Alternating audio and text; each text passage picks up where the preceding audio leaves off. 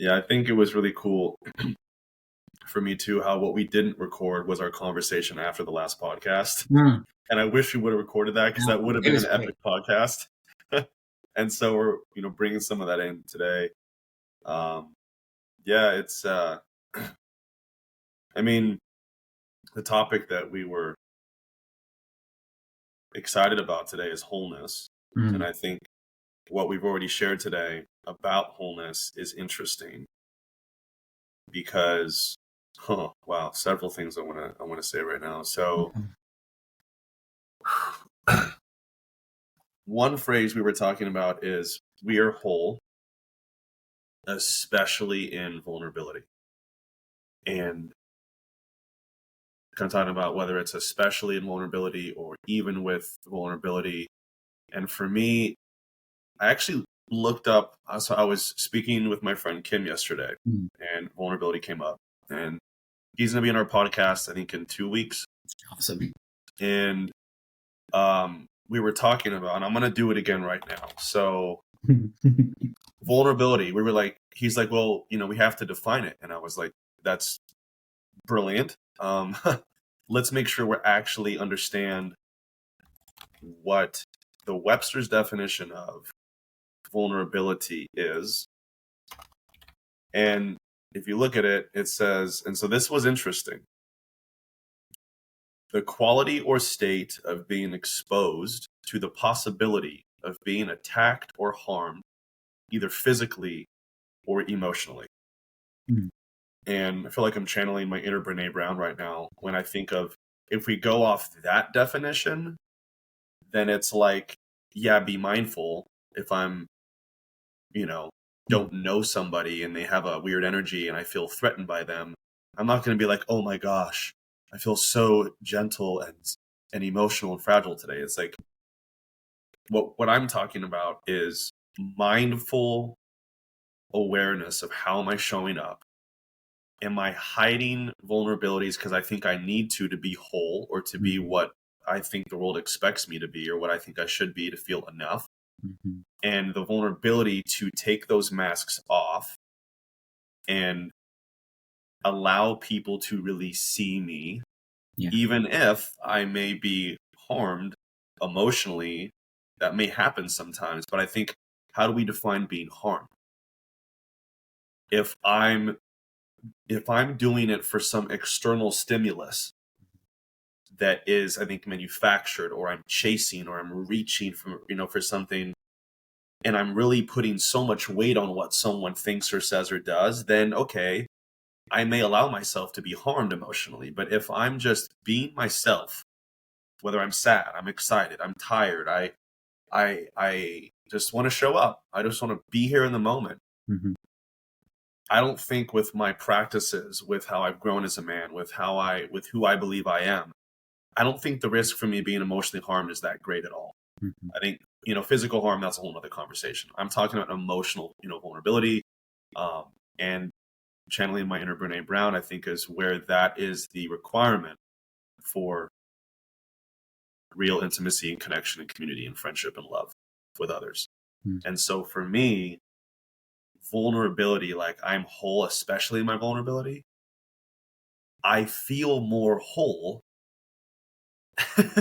when I allow myself to be vulnerable and I let people see me, and then channeling my inner Marianne Williamson, give others permission to do the same if they maybe weren't already in that space. And to me, I think it's a paradox maybe, because I feel more whole when I am vulnerable. Yeah. And it's so damn nourishing. Because then it's like that inner voice of like, I'm going around putting on my masks for whatever reason. And then whether I do it first or someone else, it's like, oh, wait a minute. You mean you're actually showing up authentically and vulnerable?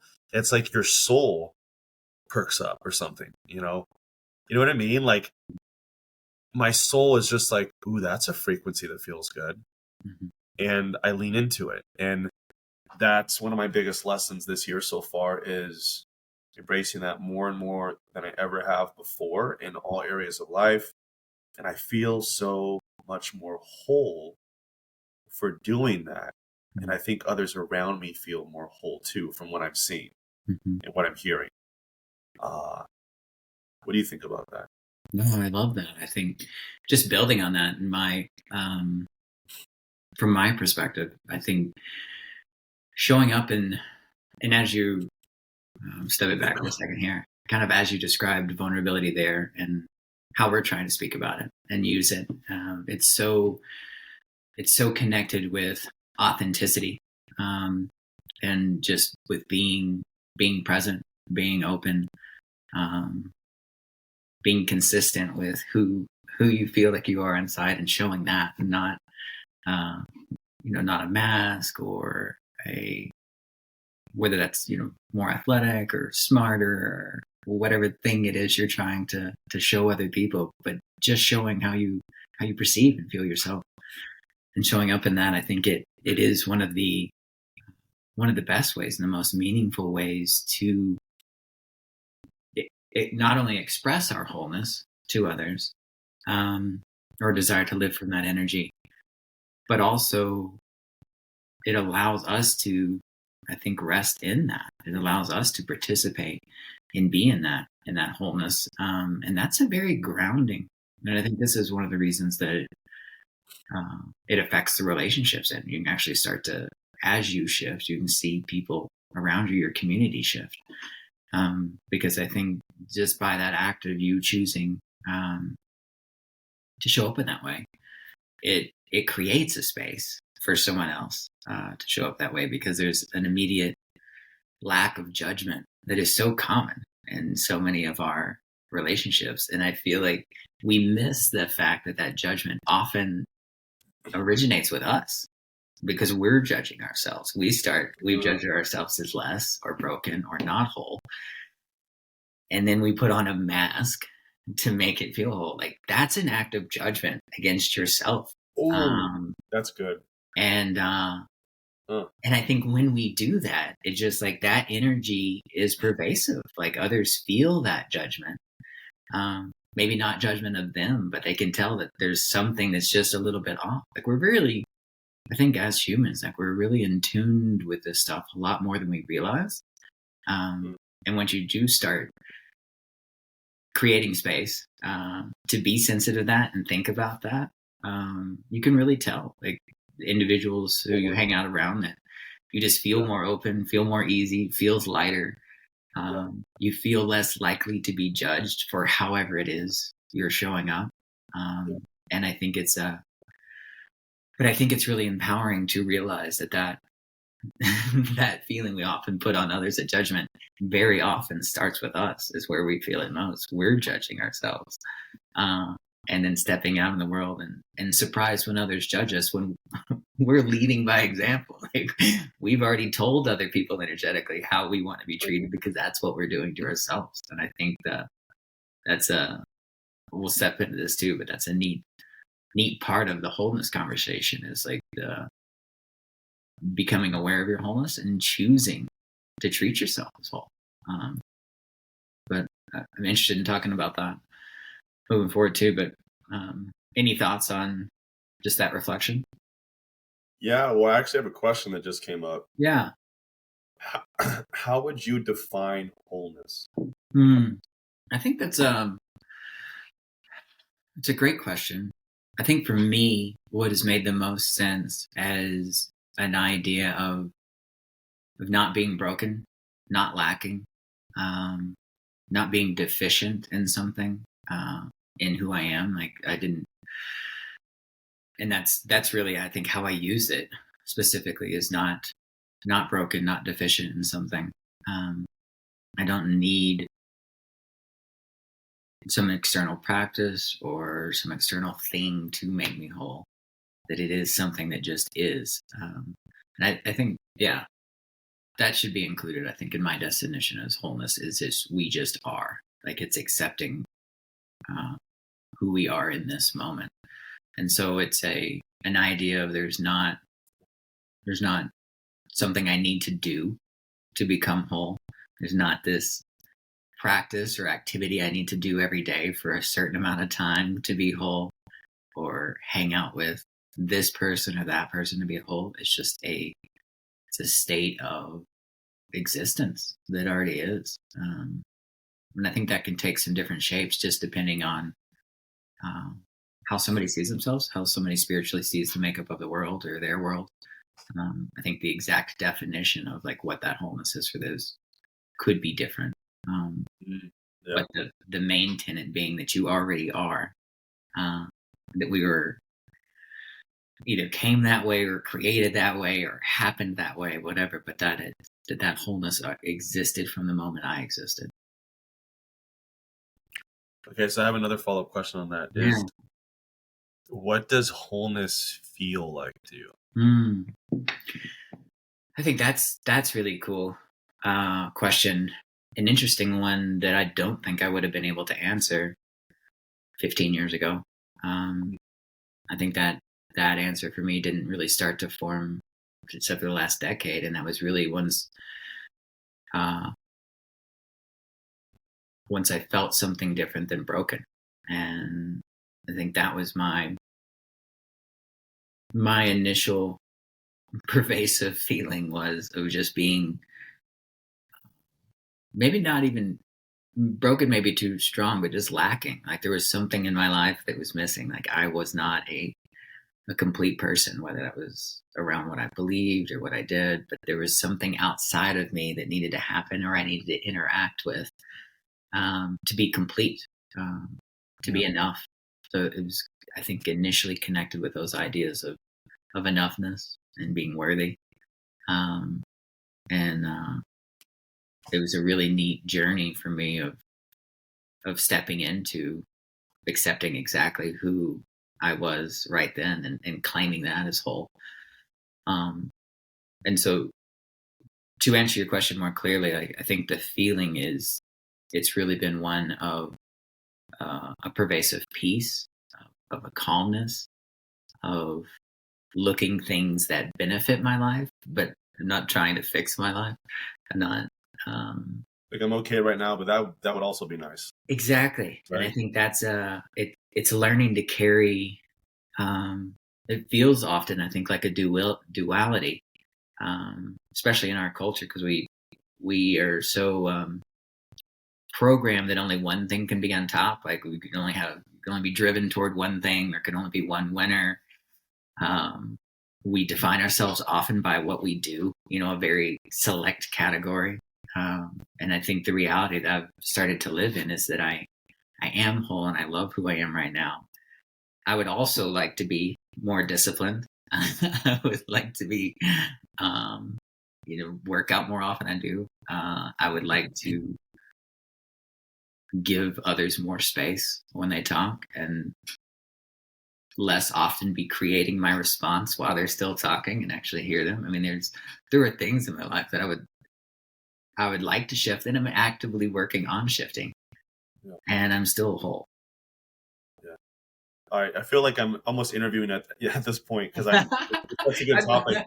I guess I was going to ask you your definition. I know. Well, I do, but I have one more follow-up question. I think this is so good. But I did. I was like, I kind of feel like I'm interviewing you, but that's not what our intention was. But whatever. Here we are. Okay. So, like, if I was listening to this, I was like, okay, like this is interesting. What I think I'd want to know is what. Okay, so like you define wholeness, what it feels like. You said you felt the pervasive brokenness. We both talked about that. I have empathy for that for sure in my life. What do you think shifted you to living more in wholeness? Because I think that's one of the biggest things that most of us are. It's such a like in my heartbreak with my ex, I was talking to you about wholeness, and there was so many moments where I didn't feel whole because the grief was overwhelming, and we talked about that a lot. So I'm curious, for you, what did something happen? Was it an epiphany? Like what happened that shifted you into like, wow, now I'm living more in wholeness, like the majority of the time, or whatever that is. Yeah, great question. I think there were a few things. I think one of them started being just a practice of when I did define and understood mentally that I saw myself as not being whole, that I identified as missing something or not being enough, that was something I wanted to shift. So I think initially, like, there was a desire and awareness of it not being that way, and the desire to believe that I was whole and to act on that. And then from that, I think it became a daily practice of journaling and meditation, and just being sensitive to that. And I would literally like ask myself, like, am I not whole? Why? And I would list things down. And then, Okay, that's cool. and that was really interesting too, because it really helped me start to see my thought patterns around my broken, or what I would have called my brokenness or emptiness. And I think it made it much more tangible, physical. Like I could actually see the thoughts. And over time, I started to realize like how much I was creating that, how much I was setting up those barriers of things I was not. Back to that earlier comment of like, I started to realize how much that was a self judgment of I'm not whole. I was like claiming that. And then it became a practice of like shifting that and stating that I was whole, and I would see how long I could feel that in a day. And I think that was really interesting too. And just choosing to believe that, to practice it. And initially, you know, it was, and this may sound silly unless you been in this process before of changing how you think and changing your mental framework around your identity or something like that. But like I would feel whole for a few minutes before I'd have a thought about like, no, you're not. Like you're still screwing this up. You're still missing on that. Like you lied to your girlfriend, like whatever it was. And that would, you know, knock me off of that. And then it was just a process of coming back to it and choosing that wholeness. And then I saw something else really neat shift. Once it became something that I actually felt like I was owning and showing, I would wake up and feel whole. I started to realize that all these other feelings can still exist. I can still feel like I did something wrong. I can still feel like there's stuff I need to work on, but it didn't detract from my understanding of my wholeness anymore. It was just like, oh, that's a way that I can add or improve or elevate or empower myself. But because I did it that way doesn't mean that I'm not whole, doesn't mean that I'm broken. I still am whole. I'm just working on some stuff, sometimes more than others. Does that make sense? Oh, dude, totally. Yeah. That's yeah, it sounds like it's like you're building a muscle. And I was talking about this kind of consciousness piece with somebody very dear to me, visited me this weekend and stayed with me. We had wonderful conversations, and we were talking about I don't think I've talked about this in the first 2 episodes, maybe a tiny bit, but not to this level, is like, this is what it sounds like part of what you were doing. And I would think I'd add my own flavor to it here is you were so like the 7. I don't think I've talked about this in the first 2 episodes. I don't know that I'm following what you're talking about. Yeah, I talked about like owning my kingdom and stuff. And this has been, so credit to Michael Singer and Michael Brown, the author of The Presence Process and Untethered Soul. It was like, okay, like I was living most of my life, and I think of it like I'm in a classroom and I can never leave the classroom. Even when I'm sleeping, I'm still in that damn classroom. It's like not a prison. It's a place I can never leave while I'm alive. And I'm just lost in these 7 different entities. And it is my smell, my taste, my touch, my sight, my hearing, my emotional feelings in my body, and my thoughts. And like those sucked most of the time. Add on the diagnosis that, you know, I got, and it's just like the data from my mind, my heart, and my body's 5 senses just consistently were sucky. And then reading the books of Michael Singer and Michael Brown was like, wait a minute. I am none of those things. I am the 8th person who can be the teacher to the 7 hooligans in my classroom. Whoa, wait a minute. I can't leave the classroom, but I can make the most of it. And I'm actually the 8th teacher, which is me as a soul in my consciousness. Mm-hmm. And like meditation, same thing, really helped me with that. My spiritual practices really helped me with that. Yeah. And I felt a lot of wholeness. Interestingly, for me, again, total vulnerability. I felt so much wholeness single in the last, 5, 6 years. That's been growing and growing and growing. When I get in relationship, interesting things arise. And that has been more of a challenge for me in my life, is maintaining my wholeness in relationship and like, what is going on here? Is it baggage? Is it habits? Is it limiting belief? Is it like programs? Like, why is this happening? And getting back to this year and the grief and our conversations on wholeness is like, I felt so whole in so many ways. I always have room to grow. I'm always learning. And wow, there's moments right now I feel so unwhole. And I felt like it was the 7 rushing back in. I lost control of the classroom. I lost that groundedness. And it's like, oh my gosh, I am the 3rd one of, my emotions, and getting all mixed up in that. In grief, it's so messy and sticky. And it's like, what a good learning for relearning on a deeper level of wholeness. As even like for me, emotional heartbreak with a woman is like the most uncomfortable thing, aside from almost dying today due to choking. That was up there. And oh God. And so I think what I'm hearing you say, like that's how I'd put my flavor on it, my perspective of like, it's a muscle, I'm building it. A heartbreak can easily have the potential to throw me off, doesn't have to, but it definitely knocked me off the horse, a couple months ago.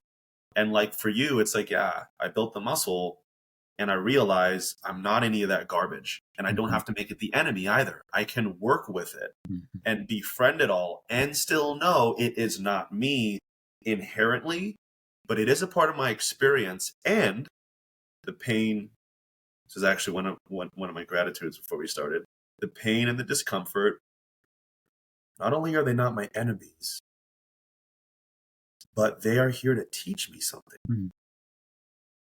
And if I face that with courage and openness, I will grow and I will become better and add to my inherent awareness of wholeness.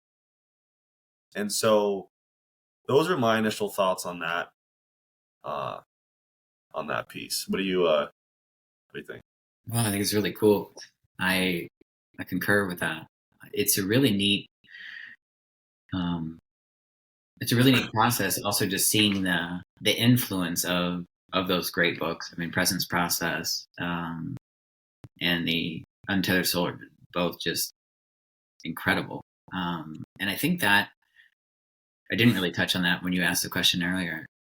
An immense amount of my desire to shift that frame around wholeness in my life was mentors in my life, books like those, and just a few individuals in my life that I perceived and realized as seeing themselves as whole, seeing themselves as complete and enough, and just the different way that they were able to interact with the world, the different way that experiences, they handled different experiences. Just, I think there was a lot more flexibility with how they showed up. There was a lot more lightness. There was more joy, even when things were heavy. And there was just something about that really spoke to me. I was very desirous of stepping into that frame or understanding of the world. And so I think there was a lot of external encouragement and reflection that kind of happened along that journey and that path as well. And I think that's really important to remember. This is so much growth happens privately and on an internal level, But so many of our lessons, so many of I think what helps guide and shape that is our community and the mentors we have, the what we allow ourselves to intake, the books we read, what we listen to, what we watch, and that's an encouraging thing about, one reason we're doing this and spending time with each other and developing a supportive community and extending that is just the awareness of how important it is, the frame around who we spend time with, what we do. Like it affects us so much, and not in a judgment way about feeling broken or empty either. But I was surrounded by people who also felt that, and so like it was just a. I don't want to say I want to own my choices. I'm not saying it was a byproduct of what they thought, and I still did have a choice. But we are absolutely affected by. Oh, totally. We're like an who organism. we're around and the things we give access to our mind and our emotions. Yeah. So that's been really powerful and impactful. And I think one of the neat things with this lesson too is it's just so it's so counter to a lot of like how we were raised, and not trying to blame my parents or no judgment there, just that there's pervasive in my community, just kind of pervasive thoughts of not being enough, of being broken, of needing something outside of ourselves to fix that, or to satiate that. Obviously the other alternative, as we spoke about already, was like wearing a mask and just faking it. Which is so funny to me how much all of us have done that. So many people still do. Yeah. We're conscious of it. People don't want it, but we fall into it. It's so easy. It's a trap. It's an easy trap. It is. It's a huge trap. And it's so, and I'm not saying I don't still fall into that. Last week, when we were doing our podcast, like started to show up as somebody that is not congruent.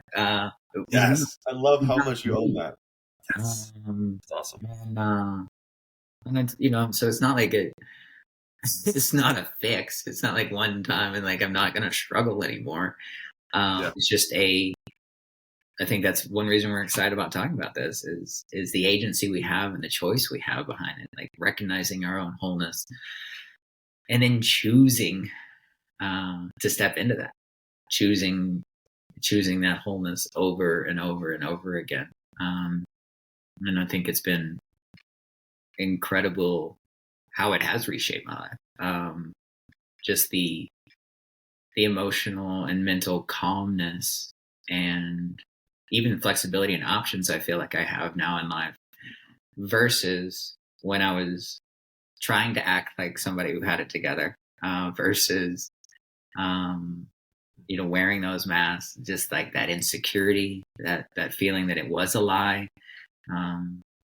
not trusting myself because I was judging myself with it, and then therefore like it just judging all my other relationships too. I think that's a powerful piece of the empowerment journey and leveling up, is not only how it changes our internal environment, is it really creates a different space for friendships and stuff too. Like when you stop expecting other people to show up as perfect, stop expecting or requiring other people to wear a certain thing or talk a certain way or act a certain way, like you just have so much more space for people to be human and to love them and to forgive them, and to let them navigate their journey and their own wholeness without your judgment or proclamations on that.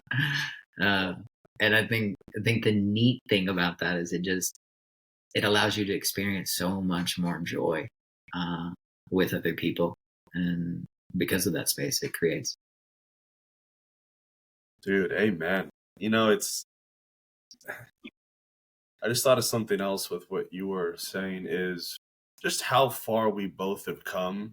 I don't want to, I'm not going to share your story, then that's yours to share. I think just what I do know about you and the struggles and certain things you were faced with, we both have connection and empathy and love and compassion and understanding for being faced with big challenges, Hmm. like with our physical health, our body, like, are we going to live? Like, Yeah. and I think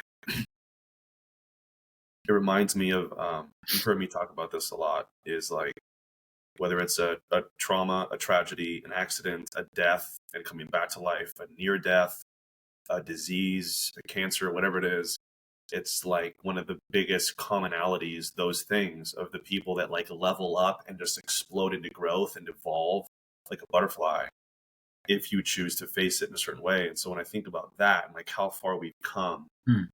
it makes me think of an interesting topic. So I think just, everything's dichotomies.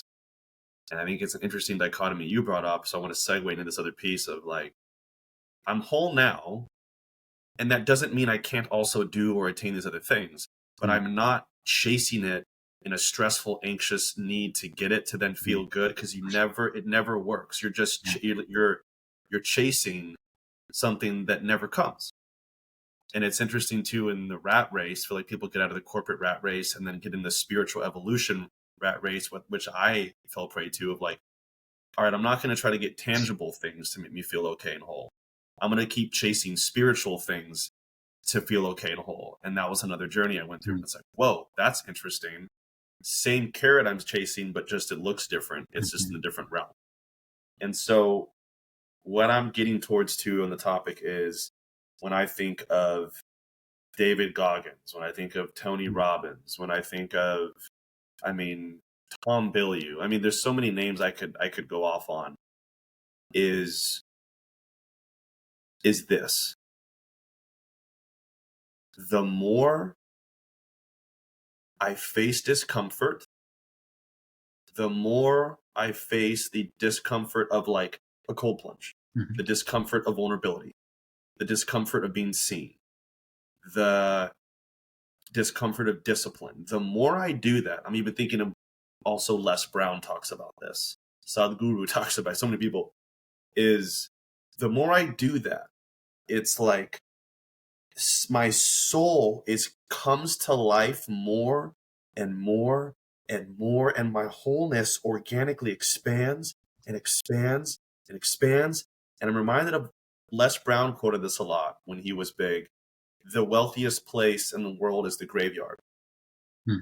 And that's where so many untapped into dreams and potential are just dead, with people lying there that were never made manifest. And so to me, it's an interesting dichotomy of, the more I face discomfort and fear and discipline and all these things and vulnerability, and like, I'm just like, I am a soul, I am here, let me see you, let's do this, let's live, the more whole I feel. Because the more I feel it's my soul expanding, engaging, Hmm. and like self-fulfilling the thing that was always there, just without fear. And I don't even have an official conclusion to this thought. I'm just running with it because it feels so good. It also reminds me of The Alchemist, and a quote one of my old mentors told me is, wherever you go, there you are. Is like, he was searching for something that was already where he started in the very beginning. Love that. And that doesn't mean that you shouldn't take the journey, though. Right. Not at all.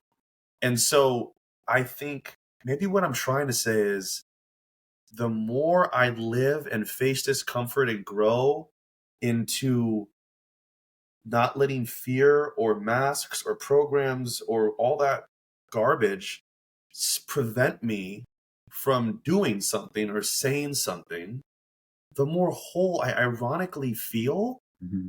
Because it's like, I feel alive. Yeah.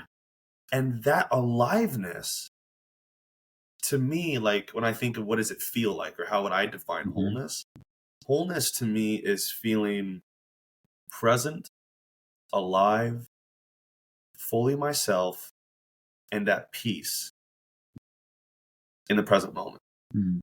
that right there, I'm like, I feel whole. Like I don't need to do anything, but I don't need to not do anything. Right. And God, it feels good. It feels so good. And you and I, this podcast, people we're going to bring on, the people, our friends, our community that we have, that we're building. Oh my God, it is just, it's so nourishing, man. Yeah. It is so nourishing. It's so exciting.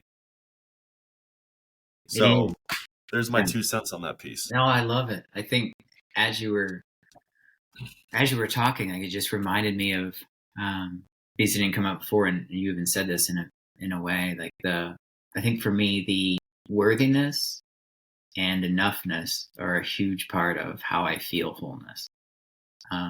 Feeling worthy, claiming that I am enough, I think is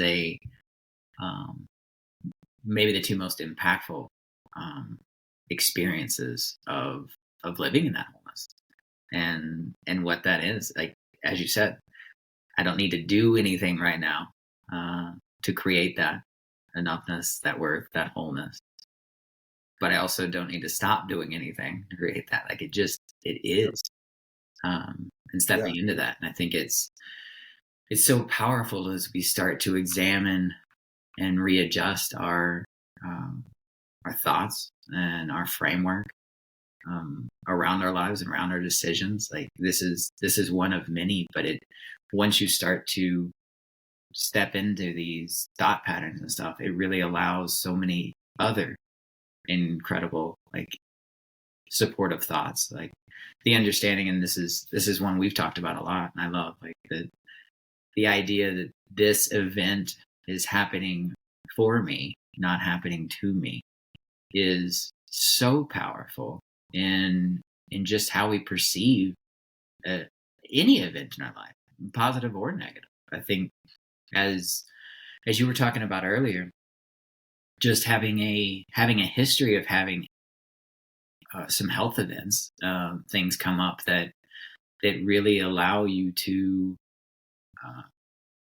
maybe not allow, it is allow, but also encourage you to ask those questions in life that I think often as humans we don't, until we have to, until life is potentially not an option and you're conscious of that, and conscious of desiring it to continue, and just that space in there. There's just, it's such a fertile ground for all kinds of thoughts. But once you start to perceive life as happening for you, I think, like, I don't feel like that's a thought I really could have had before, or stepped into living it before, claiming and owning that wholeness or that enoughness or worthy. Because I would have been judging myself. And previous to this, I used to come up with excuses or reasons why something negative was happening to me. As if it was punishment, or somewhere something hated me. Just all these. There's an enemy somewhere. Exactly. That I have no agency over. And there's just this amazing peace and comfort when you claim that agency of choosing the frame that things are happening in your life, choosing that you have options with how you respond regardless of what's happening in your external world. And this is, that wholeness piece, and claiming your wholeness is a powerful part of that. I love everything you said, and I know we're getting longer on time, and I want to add this. I think this is a great gem that just came to me organically, is talking about wholeness and how it correlates to life purpose and vulnerability. I would say, for me, if I was forced to explain wholeness in one way, I think this would be one of my main ways to say it. Is I know. I'm getting that out of my vocabulary eventually. Saying I think all the time. I know for me that, okay, so it's like, wholeness is great. How have I felt that I've gotten there? Well, I feel whole when I'm present and living with my life's purpose. That may change. but indefinitely, I'm pretty clear on what that is. Mm-hmm. I am clear on what that is. I think, and I'm pretty. Get that out too. So wholeness and then purpose. Okay, so I feel more whole when I'm present and living in my purpose, even if it's painful, even if I feel like crap, even if I'm uncomfortable, whatever. I'm still like locked in and whole. Mm. And I would have never gotten to my purpose if I wasn't vulnerable. Mm. And so to me, it's like if I was a hammer and I'm just like most of my life in my past, I'm like, oh, just a hammer. And, my handle's kind of broken. And it just like almost like Eeyore in, times of just like not feeling good. And I'm okay lying there as a hammer. I'm having way more fun and I'm feeling whole in a sense of like I was whole and connecting with like hammering nails. Like maybe this isn't a great example, but it's what came up is like that serving in my purpose and being vulnerable enough to discover it, find it, unlock it, and share that and embody that. I'm so much more in wholeness and at peace. So that was it. Yeah. I don't think I got to that climactic punchline I was hoping for. But that does that make sense? Yeah. Yeah? Yeah. Yeah. That just hit me like a lightning bolt. I'm really, this has been really neat. I think this is a very, obviously we're talking about it because it's important in our lives and a lot of people that we've worked with, and just, excited to hear feedback. I'm excited to hear questions and thoughts on that and how wholeness has impacted your life. All right, everyone. Thank you for tuning in. Until next time, we got, some guests coming up from my hometown, from Sweden, from, I think, Denver, maybe Utah, someone else here from Orange County. We got a good list growing of some really cool Out people. east. So, Yeah. We're excited. yeah. Oh, Right on. we'll All right, Joe. soon. Thank you. Thank you, man. Bye.